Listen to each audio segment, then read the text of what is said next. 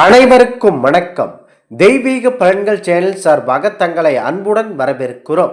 இன்று நம் காணொளியில் காண விரும்புவது சித்தர்களில் மிக சிறந்த மருத்துவ கலைகளை கற்றறிந்த தேரையர் சித்தர் சிறப்புகளை பற்றி இந்த காணொளியில் விரிவாக பார்க்கலாம். வாருங்கள் காணொளிக்கு செல்லலாம்.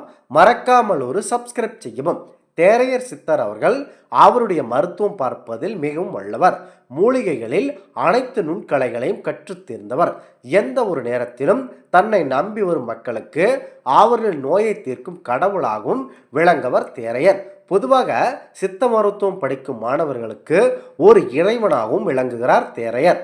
அகத்தியரும் தேரையர் சித்தர் இருவரும் தவம் நீண்ட நாட்களாக இருந்து பெரும்பாடாய் மக்களை துன்புறுத்தி வருகின்ற நோய் பிணிகளை அனைத்தையுமே தீர்ப்பதற்கு முடிவெடுக்கின்றனர். அப்படி அவர்கள் தீர்ப்பதற்காக அனைத்து மூலிகைகளும் ஆராய்ச்சி செய்து நிறைய மலைகளில் செய்து வருகின்றனர். அந்த அளவிற்கு சித்தர்களின் ஆதிக்கம் நிறைந்த மலையும் இதுவே. பழங்காலத்தில் காசி வர்மா என்ற ஒரு பெரிய மாமன்னர் வாழ்ந்து வந்தார். அவருக்கு நீண்ட நாட்களாக பெரும் தலைவலி தொந்தரவாக அமைந்தது. பல்வேறு சித்தர்களும் அவர்களுக்கு மருந்து கொடுத்து அந்த தலைவலி தீரவில்லை. ஒரு கட்டத்தில் அகத்தியர் சித்தர் அவர்களின் மூலிகை அறிந்த மாமன்னர் அவர்கள் அகத்தியரை வரவழைக்க செய்தார். அகத்தியர் அவர்களை மாமன்னர் சோதித்து பார்த்து இவருக்கு விரைவில் கபால அறுவை சிகிச்சை செய்ய வேண்டும் என்று அகத்தியர் கூறுகிறார். அந்த பழங்காலத்திலேயே கபால அறுவை சிகிச்சை செய்த முயற்சிகளை நிறைய மேற்கொண்டார் அகத்தியர்.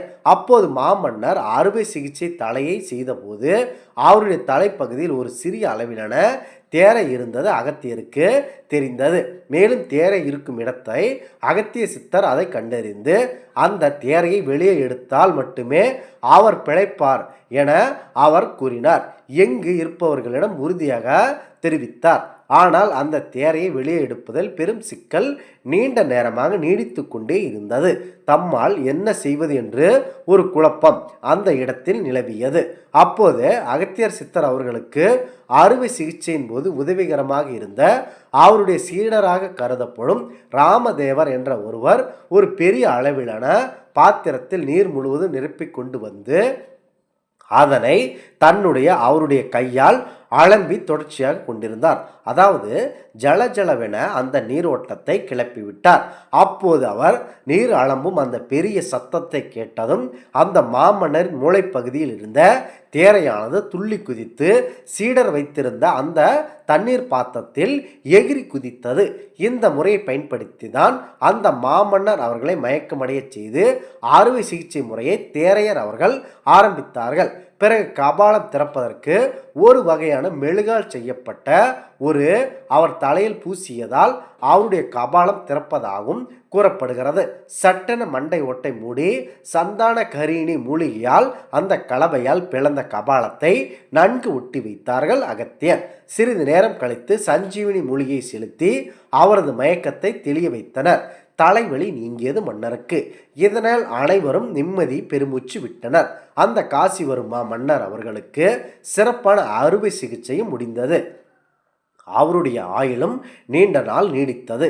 அந்த சீடராக விளங்கி இருந்த அந்த ராமதேவர் ஒருவர் யாருமே இல்லை, அவர்தான் தேரையர் சித்தர். ஒரு இக்கட்டான சூழ்நிலையில் நமக்கு நிலவும் போது அந்த இடத்தில் ஒரு புத்திசாலித்தனமாக யோசித்து அந்த இடத்தில் இருந்து வெற்றி பெற்று மற்ற உயிர்களை காப்பாற்றும் ஒரு நோக்கில் செயல்பட்டதால் மேலும் அந்த தேரையை வெளியே எடுத்ததால் அந்த ராமதேவர் அவர்கள் தேரையர் என்று அழைக்கப்படுகிறார் சித்தர் அவர்களிடம். குறிப்பாக அந்த தேரையர் சித்தர் அவர்களின் ஜீவசமாதி இந்த ஆலயத்தில் தான் உள்ளது. பொதுவாக சித்த மருத்துவம் படிப்புகள் படிக்கும் சில மாணவர்கள் பெரும்பாலானோர் இந்த ஆலயத்திற்கு வந்து இங்கே இருக்கும் தேரையர் சித்தர் அவர்களை மனதார வழிபட்டு விட்டு செல்வது மிக சிறப்பு. இன்றளவும் பாரம்பரியமாக நடைபெற்று வருகிறது. முதலில் சம்மோகினி எனும் மூலிகை மயக்க மருந்தாக செலுத்தப்பட்டு மயக்கத்தில் ஆழ்த்தப்பட்டார். மேலும் தேரையர் சித்தர் அவர்கள் நவீன காலகட்டமாக இந்த காலகட்டத்தில் பல நுண்ணீர் கிருமிகள் நுண்ணீரி கொல்லிகள் போன்றவை மனித வாழ்க்கையை சீரழித்து வருகின்றன. எந்த ஒரு அடிப்படை வசதிகளும் அறிவியலும் இல்லாத ஆய்வு கருவிகள் எதுவுமே இல்லாத போது தங்களுடைய முழுமையான ஞானத்தால் சித்தர்களின் ஞானத்தால் அனைத்து மக்களின் பிணியை போக்குவதில் முதன்மை இடமும் திகழ்ந்தவர் தேரையர் சித்தர் அவர்கள்.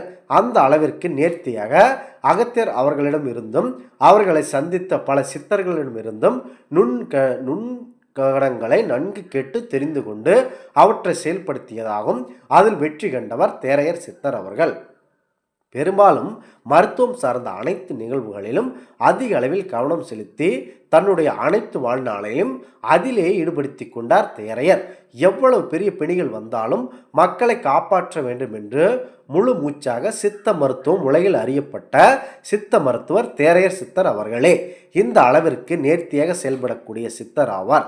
இந்த உயிர் தோன்றியது இறைவனால் தான் என்றும் நம்முடைய உடம்பினை நாம் எந்த நோய் நொடி இல்லாமல் பார்த்து கொள்ள வேண்டும் என்பதாலும் காலத்தினாலேயே மக்களுக்கு விழிப்புணர்வு ஏற்படுத்தி தந்த நல்ல சித்தி ஞானம் கொண்ட மனிதரும் நம் மாமனிதர் தேரையர் சித்தர் அவர்களே. பெரும்பாலும் இவர்கள் சித்த மருத்துவம் பணிகள் செய்த காலகட்டத்தில் பெருமளவு உயிரிழப்புகள் பேர் பாதிப்புக்கான வாய்ப்புகள் அதிகமில்லை.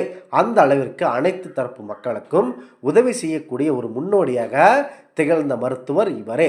இதுவே தேரையர் சித்தர் மிக சிறந்த சிறப்புகள் ஆகும். இந்த ஆன்மீக தகவல் உங்களுக்கு பிடித்து இருந்தால் தெய்வீக பலன்கள் சேனலை கண்டிப்பாக சப்ஸ்கிரைப் செய்து கொள்ளவும். மீண்டும் ஒரு நல்லதொரு காணொளியில் உங்களை சந்திக்கிறோம். நன்றி, வணக்கம்.